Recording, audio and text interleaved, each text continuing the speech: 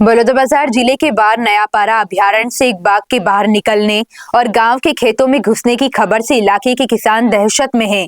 आपको बता दें कि बलौदाबाजार जिले के कोड़दा गांव में बाघ ने बीती रात खेतों में घूमते हुए कई गांवों में अपनी मौजूदगी दर्ज कराई है। कोड़दा गांव के किसान अपने धान की फसल काटने के लिए खेतों में गए थे, तभी लगभग 11 बजे बाघ को किसानों ने गुजरते हुए देखा और सभी ग्रामीण दंग रह गए और विभाग को घटना की सूचना दे दी गई और वन विभाग टीम बाघ की लोकेशन का पता लगाने में जुटी हुई है।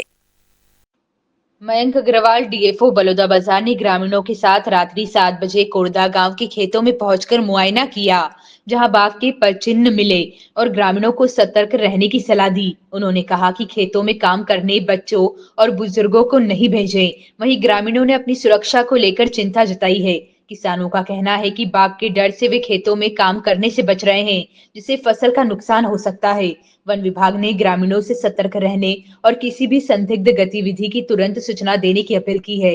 साथ ही उन्होंने बाघ को सुरक्षित रूप से अभयारण्य में वापस ले जाने की प्रक्रिया शुरू कर दी है।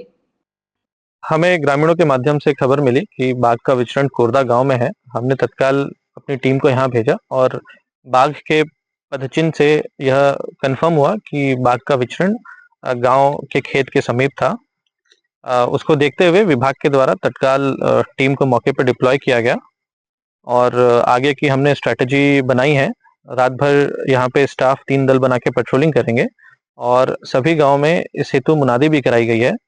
यह भी देखा गया है कि पिछले 8 महीने से जब से बाघ हमारे पास बार नवापारा और उसके आसपास के क्षेत्र में विचरण कर रहा है, कभी भी बाघ का मूवमेंट आबादी क्षेत्र में नहीं हुआ है।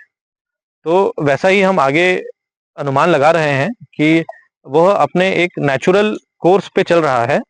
लगभग 25 से 30 किलोमीटर चल के वो पिछले 2 दिन में आज यहाँ पे पहुंचा है और यह अनुमान है कि वो काफी तेजी से चल रहा है।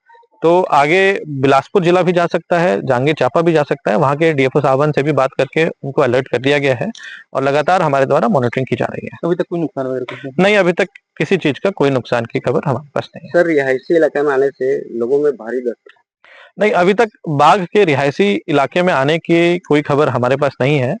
जो भी हमने उसका मूवमेंट अभी तक देखा है, वही मैं फिर से दोहराना चाहूंगा आपके माध्यम से कि बाघ कोई भी आबादी क्षेत्र में पिछले 8 महीने में नहीं गया है। तो अभी भी खेत खलिहान में 2 जगह देखा गया है और यही अनुमान है कि वह अपने रास्ते आगे चला जाएगा।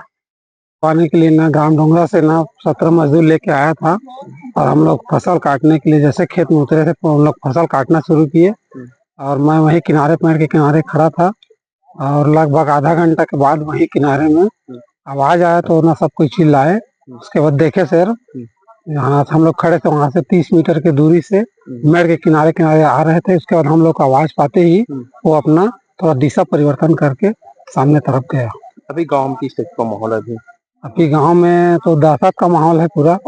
गांव वाले सब काम करके बंद करके आ गए और अभी तक उसके दूसरा जो शाम के समय में नहीं गए काम करने के लिए। क्या नाम है? मेरा नाम रामदुलाल वर्मा, कौन सा गाँव? कोरदा।